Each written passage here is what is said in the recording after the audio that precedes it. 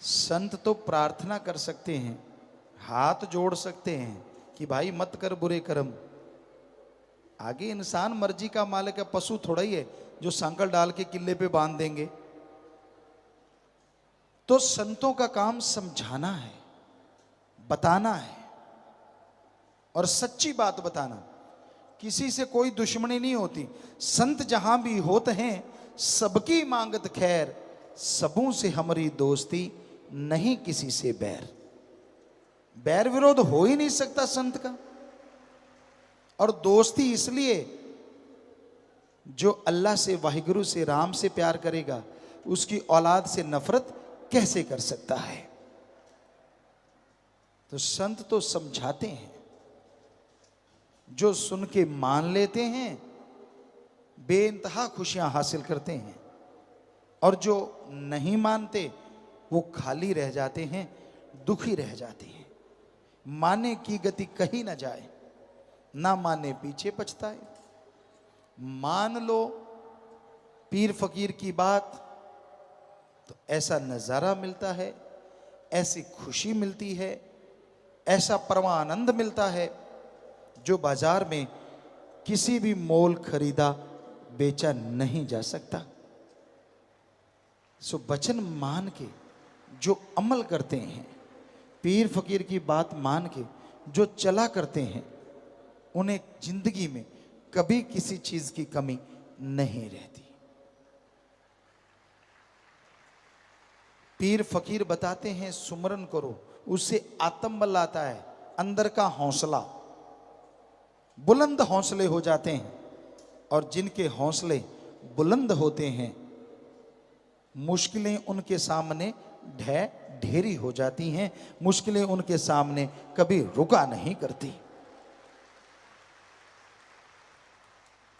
तो संत पीर फकीर दुआ करते हैं, सबके भले के लिए प्रेरणा करते हैं।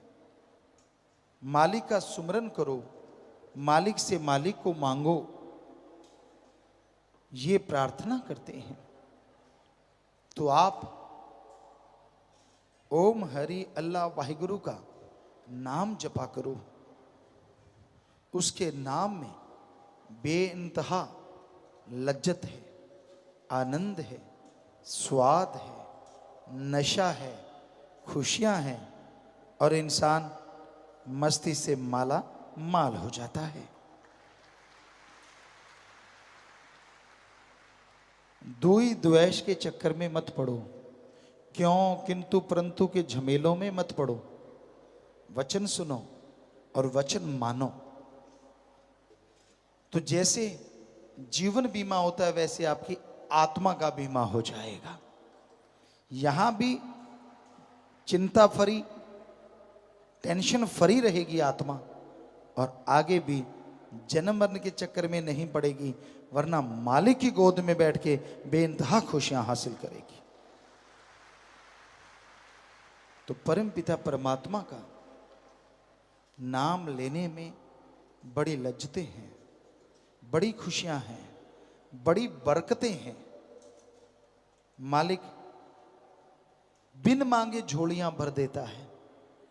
बिन मांगे मोती मिले और मांगे मिले ना भीख। बिन मांगे, जब सच्ची भावना से आप चली पड़े तो फिर वो जानता है आपको क्या चाहिए, मांगने नहीं देता, अपने आप दे देता है।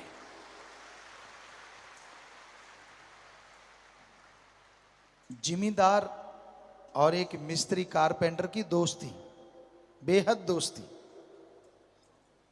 और जिमीदार का अगर चारपाई टूटी पड़ी हो और मिस्त्री चारपाई ही बनाना जानता है, तो वो जिमीदार के घर जाएगा। अगली बार जब आएगा तो वो नई चारपाई या उसकी टूटी हुई जो बाही है वो लेके आएगा। अगर कह के करवाया तो कैसी दोस्ती और कैसी मित्रता। यार को नहीं दिखता कि यार की चारपाई टूटी पड़ी है, तो जब यार ही रब बना लिया तो फिर उसको नहीं दिखता आपको क्या चाहिए, मांगा तो फिर क्या स्वाद।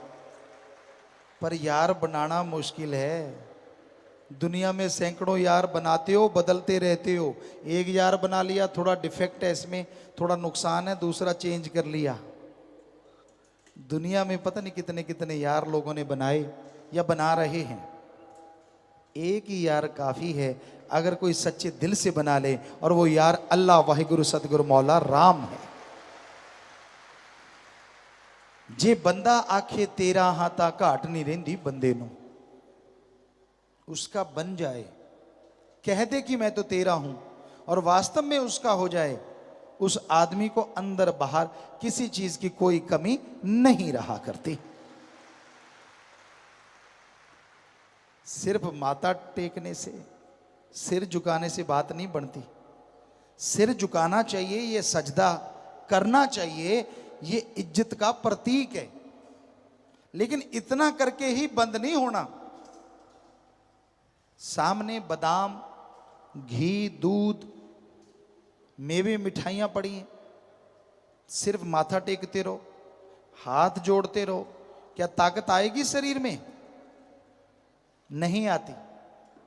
अब खाओगे, स्वाद भी आएगा और अंदर जाएंगे तो ताकत भी आएगी। उसी तरह अल्लाह वाहिगुरु है और उसका नाम है। सिर झुकाओगे, सजदा करना, तो उसको खाने में आसानी रहती है कि आपके अंदर भावना है। और जैसे राम का नाम, वाहिगुरु का नाम खाओगे, यानी जाप करोगे, तो स्वाद भी आएगा, और जब अंदर जाएगा तो अंदर बाहर से ताकत से भी माला माल कर देगा। बातों में वक्त ना गुवाओ, दिखावे के चक्कर में मत पड़ो, बल्कि शुद्ध भावना से, शुद्ध विचारों से आप प्रभु के नाम का सुमरन किया करो। मालिक से मालिक को मांगते हुए आगे कदम बढ़ाया करो। सेवा सुमरन करते हुए, शुद्ध भावना पे चलते हुए आप मालिक की तमाम बरकतें हासिल कर सकते हो, उसकी दया में रहमत हासिल कर सकते हो, परमा आनंद हासिल कर सकते हो। कोई ऐसी खुशी नहीं जो मालिक का नाम ना दे। मालिक की तमाम खुशियां आपको मिलेंगी अगर आप मालिक के नाम से जुड़े रहेंगे, मालिक के नाम का सुमरन करते रहेंगे। प्यारी साथ संगतियों, गुरु, गु का मतलब अंधकार और रू का मतलब प्रकाश। जो अज्ञानता रूपी अंधकार में ज्ञान रूपी दीपक जला दे, वो सच्चा गुरु होता है। और वचन गुरु के होते हैं, किसी और के नहीं होते।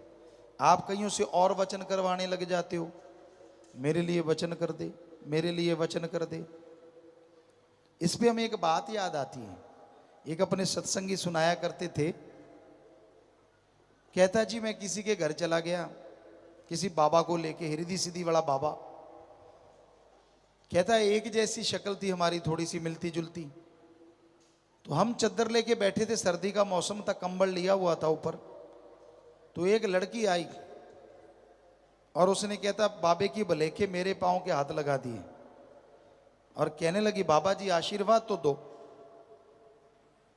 कहता मैंने कंबल हटा के कहा बेटा आशीर्वाद लेना है तो बाबा उधर बैठा है, अगर मेरे से आशीर्वाद लोगे तो ये हाथ मेरे सिर पे घूमता रहा, मैं तो गंजा हो गया, और तेरे सिर पे रखता गंजी तू हो जाएगी। मेरे तो यही करामात है। सो ऐरे गहरे नत्थु खैरों से आशीर्वाद लेते रहोगे भाई तो गंजे ही होना है, और होना क्या है। जो खुद कर्मों का मारा है वो कहाँ से आपके कर्म संवार देगा। सारा दिन टेंशनों में, सारा दिन बीमारियों में, सारा दिन परेशानियों में जो लटका रहता है, आपको कहाँ से अनामी देश दिखा देगा। अनामी देश दिखाने वाला आपके अंदर बैठा है। गुरु पीर फकीर सच्चा वो है जो अनामी देश और अनामी वाले से मिलाने का रास्ता बता देता है कि ले भाई नाम, ले भाई गुरुमंत्र, ले भाई कलमा, और मालिक से दुआ करके आशीर्वाद ले जा और सुमन करना। यकीनन तेरा मालिक तुझे तेरे अंदर से दर्शन देगा और खुशियों से माला माल कर देगा। तो इसलिए गुरु पीर फकीर की सुनो और अमल करो, अकल का दखल कभी ना दो। और गुरु सिर्फ गुरु होता है, ये मत सोचो कि उसके आसपास वाला या कोई भी रिश्ते नाते वाला, कोई आस वाला या पास वाला या दूर या दराज वाला, आप सोचो यार इसके भी पांव के हाथ लगाएंगे तो कुछ कर देगा। गुरु को सिर्फ उसका गुरु ही गुरु बनाता है, किसी और के पास ताकत 100 में से आधा पैसा तो क्या 0 पैसा भी नहीं होती किसी के भी पास, चाहे वो कोई भी क्यों ना हो। इसलिए हमेशा याद रखो, वचन गुरु के होते हैं क्योंकि उसको गुरु ने ताकत दी होती है, आशीर्वाद उसका होता है। इसलिए पाखंडों में मत पड़ा करो, ढोंगियों के चक्कर से बच के रहा करो, ढोंग डकोसले करने वालों से सावधान रहा करो, वरना करी कराई भक्ति माटी में मिल जाएगी, दोजक में जाओगे, दुखी रहोगे, परेशान रहोगे। कई ऐसे भी महानुभाव सेवादार बनते हैं जो सत्संग में नहीं आते, गुरु पीर फकीर के दर्शन तक नहीं करना चाहते, और किसी आदमी में इतने मोहित हो जाते हैं, इतने पागल हो जाते हैं कि मेरा तो सब कुछ यही है, तो सब कुछ तेरा भी बर्बाद और उसका भी बर्बाद। क्योंकि अंधा गुरु अंधा चेला, नरकों में धकम धकेला। गुरु कहता है पहले नरक में मैं घुसूंगा, चेला कहता मैं घुसूंगा, चक्कर पड़ा रहता है नरक में जाने के लिए। इसलिए जो रूहानियत के सच्चे संत पीर फकीर होते हैं उनकी बात सुना करो, उनके वचन माना करो, उनके अलावा किसी के वचन नहीं होते, सवाल पैदा नहीं होता। गुरु ही गुरु को नवाजता है, गुरु ही वचनों का अधिकारी होता है, और किसी का कोई वचन नहीं होता। ये हमेशा दिमाग में याद रखा करो। तो भाई संतों का काम सच बताना, मानना ना मानना आपकी मर्जी।